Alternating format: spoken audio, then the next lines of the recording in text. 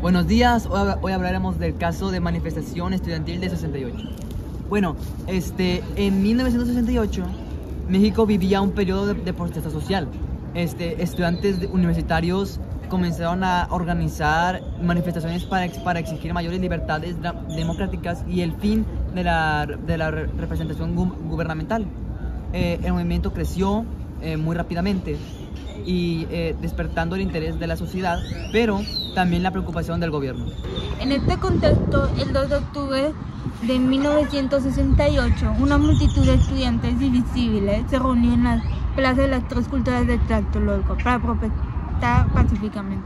Pero, sin embargo, lo que comenzó una manifestación legítima terminó en una tragedia que aún resuena en la memoria colectiva en el país de México. Pero en este reportaje reconstruiremos los hechos, escucharemos testimonios y analizaremos el impacto de la matanza de Tlatelolco. Vamos a hablar de dos fotografías del momento. Desde principios de 1968, las universidades de México se convirtieron en el epicentro de un movimiento social sin precedentes, inspirado por otros movimientos globales. Los estudiantes exigían la democratización del país, el cese de la represión policíaca y la derogación del artículo 145 del Código Penal, que criminalizaba la disidencia política. A medida que las marchas crecían, el gobierno respondía con violencia, provocando choques directos entre estudiantes y fuerzas de seguridad. Y como están viendo ahorita, son varios momentos súper fuertes y en verdad fue un caso que se vio mucho a la otra cara del gobierno y cómo el país quiso pedir justicia por los estudiantes y que los estudiantes buscaban derechos y así. Sí, también la tensión alcanzó su punto máximo el 2 de octubre cuando miles de manifestantes se reunieron en la Plaza de las Tres Culturas para un mitin pacífico. En la tarde, cuando la protesta estaba por concluir, el ejército y el batallón Olimpia se desplegaron en la zona. Minutos después, una bengala verde iluminó el cielo, marcando el inicio del ataque. Sí, pero bueno, compañero, pero los disparos resonaron en toda la plaza. Testigos recuerdan la desesperación, los cuerpos cayendo al suelo y la confusión generalizada. Pero pues, mientras los soldados y los paramilitares disparaban, los manifestantes intentaban huir sin éxito, pero pues, durante horas más bien, la zona fue un escenario de violencia sin precedentes. Pero bueno, pues hasta hoy el número exacto de víctimas sigue siendo incierto, pero se estima que murieron entre 300 a 500 personas, además de cientos de heridos y detenidos. Estoy muy de acuerdo, compañera. Sí, o sea, imagínate tener un día normal, que quieres manifestar o X cosa, o pasas por esa zona y que de repente oigas disparos. ¿Tú qué harías? No, pues irme corriendo. Sí, pero el problema es que cuando tú te ibas corriendo, seguían disparando y donde estaba, pues había mucha gente muchos soldados que, ¿cómo lo digo? Como que estaban reuniendo, estaban de que, me voy a poner en este círculo para disparar todos. No, sí, fue muy trágico, sinceramente. Sí. La balacera en Tlatelolco estalló sin aviso para la multitud. Una bengala iluminó el cielo y de inmediato los disparos rompieron el alma. Desde el edificio Chihuahua, el batallón Olimpio abrió fuego, desatando el pánico. El ejército confundido o actuando bajo órdenes respondió con más balas. La plaza se convirtió en un caos. La gente corría en todas las direcciones, buscando desesperadamente dónde esconderse.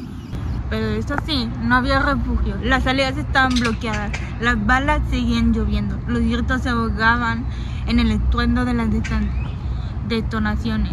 Cuerpos caían en la explanada, algunos heridos, otros sin vida. Los soldados avanzaban entre el humo y el miedo, arrestando y golpeando a quienes aún respiraban. La represión no se detuvo ahí. Durante horas la persecución continuó en las calles cercanas. Cuando el sonido de las armas finalmente se apagó, la plaza quedó en un silencio sepulcral.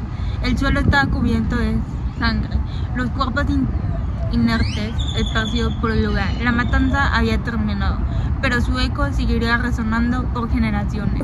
Aquí nos encontramos en una llamada con la señora Araceli, que es una persona de la Ciudad de México, y ella es un poco de testigo del caso de la matanza de del 68. Muy buenas noches, señora Araceli. ¿Cómo se encuentra el día de hoy? Muy bien, muchas gracias. Y con mucho gusto le puedo ver, dígame. Ok. ¿Cómo recuerda ese día y dónde se encontraba en el momento de los hechos de la matanza del estudiantil del 68? Yo me encontraba en la Ciudad de México y empecé a oír las noticias de que había habido una matanza por una manifestación que estaban los jóvenes protestando. Universitarios, desde luego, iban a Tlatelolco y empezaron a decir que ellos veían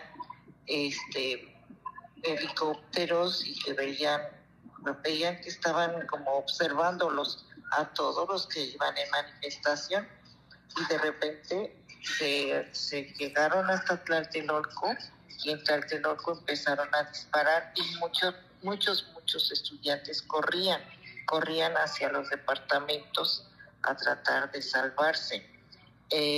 Yo tuve la oportunidad de conocer a una de las personas que estaban líderes ahí, que era Tita, le decían Tita, pero su nombre era Roberta Bendaño. Ella era, pues, del movimiento estudiantil de esa época, en donde ella manifestaba que su inconformidad era ver cómo mataban sin medida. Los estudiantes solo corrían, trataban de correr, entre ellos era ella.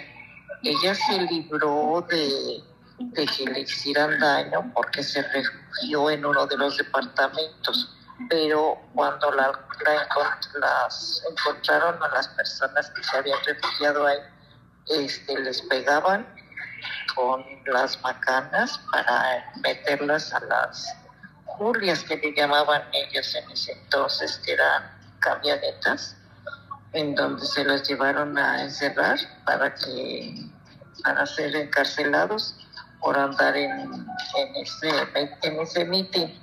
Y ella estuvo encarcelada, pues no recuerdo cuántos años, pero sí estuvo ella como persona que había estado en ese movimiento, y no la dejaron, ya la privaron de su libertad, en donde ella platicaba, es más, escribió un libro de todas las vivencias que tuvo. Yo tuve esa cercanía porque era mi vecina, entonces me platicaba y llegaban amigos de ella de ese movimiento que ya habían salido de la cárcel, pero sí fue para ella muy traumante, muy difícil ver cómo mataron a sus compañeros por esa situación. Pues, ¿qué más podría comentarle? Pues que cuando en uno de los días siguientes veía yo en el centro, me tocó ir al centro y veía yo tanques de guerra en la avenida en Reforma, circulando, porque no querían que el movimiento estudiantil en aquella época eran las Olimpiadas, estábamos en Olimpiadas, entonces estaba todo eso en un caos, pero a la vez tenían que tranquilizar también todo el movimiento, porque pues estaba todo el evento de las Olimpiadas. Eso es en sí lo que yo viví. Pero pues con mucho gusto te lo platico, y fue muy notorio las noticias, porque pues se publicaba por todos lados, en todos los diarios, pero pues nada más, eso te puedo platicar. Wow, vaya que fue un caso muy fuerte, y más con lo de su vecina y todo eso. Y vaya que de hecho ya nos respondió otra de las preguntas que no es necesario que nos digan, como el que nos dijiste que cómo reaccionaron las autoridades, qué impacto tuvimos en este suceso histórico y pues las emociones que te generó al recordar eso, que pues para ti fue algo muy fuerte. Pero mi pregunta es, ¿crees que se haya hecho justicia o haya cuentas pendientes? Yo creo que no se hizo justicia. Ahí era para amedrentar a todos los jóvenes, porque no querían que se rebelaran. Entonces las autoridades en esa época, el presidente, no quería que tuvieran ninguna rebelión hacia la autoridad, y que ese fue el motivo para demostrar que el poder lo tenía el gobierno. Entonces es algo que no se hizo justicia. Eso. Ok, ahora dos de las últimas preguntas. ¿Cómo ha evolucionado la percepción de la matanza de Tlatelolco en las generaciones más jóvenes? ¿Crees que hay lecciones que la sociedad mexicana aún no ha aprendido de este suceso? Pues sí ha aprendido. Primero, ya ahorita existen las redes sociales, en donde las redes sociales manifiestan cualquier problema que se encuentran y todos se unen como jóvenes y dando sus versiones, y eso hace que se vuelva unido el movimiento que en un momento dado se pudiera hacer de un desacuerdo. Entonces, al entenderse que ahorita ya no es posible, ya no podrían la autoridad llevar el movimiento que se dio de matar así tan agresivamente a jóvenes que no tenían ninguna culpa, que ellos buscaban que fueran oídos. Claro, ahorita estamos oyendo jóvenes que matan, pero ya es por los narcotraficantes, porque la gente que ya trae otra situación, pero en aquella época eran jóvenes y estudiantes, sin llegar a tener la secuencia de movimientos de narcos. En aquellos pues era algo sencillo de unirse. Ahora ya los jóvenes son engañados, ahora los matan porque si no quieren colaborar con los narcos, pues ya ves que los matan. Y en aquella época no, aquella época era estudiante. Y pues eso en sí para mí sirvió que se manifestaron esos jóvenes, pero por un movimiento que no estaban de acuerdo. Ahora ya no, por otro lado, ahora ya no es de estudiantes, ahora ya son jóvenes que quieren que se integren al narcotráfico, que se integren con ellos, y pues eso es lo que podría yo explicar. Ok, bueno, muchas gracias, señora Araceli. En verdad estoy muy sorprendida de todo lo que nos ha contado y de todo lo que ha pasado en el caso. Y vaya que no me lo esperaba, la verdad. Que pase buenas noches. Gracias. Igualmente, bye. Bye. Ok, aquí estamos con una entrevista con una persona de la Ciudad de México que conoce un poco del caso de la matanza estudiantil del 68. Dime, ¿qué es lo que recuerdas en ese día o los momentos de ese hecho? Bueno, recuerdo que en 1968 los estudiantes se manifestaron en contra del gobierno, y el gobierno estaba muy cercanas las Olimpiadas y todo se salió de control cuando en la plaza de Tlatelolco dieron la orden de matarlos al final, o de buscar cómo parar ese tipo de protestas, y empezaron a balacearlos a los estudiantes. Ok. ¿Cómo crees que hayan reaccionado las autoridades y los medios de comunicación tras la matanza? Pues yo pienso que las autoridades actuaron mal, ya que los estudiantes no traían ningún tipo de armas, sino que ellos nada más iban a manifestarse. Pero ellos tenían que acabar con ese problema porque estaban próximas las Olimpiadas de 1968 y todo el mundo, la prensa internacional, estaba interesado en lo que iba a pasar.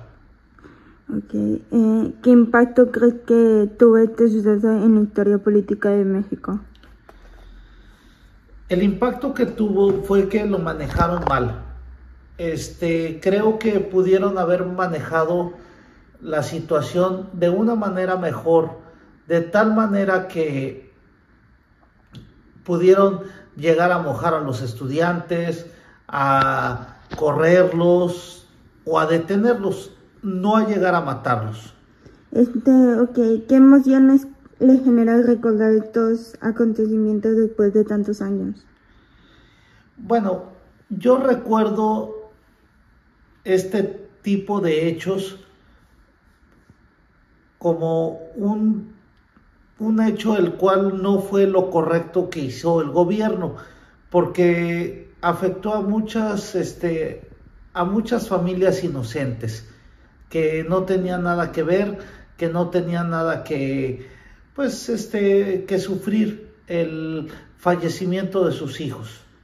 Ok, y por la última pregunta, ¿cree que hay lecciones que la sociedad mexicana aún no ha aprendido de este suceso?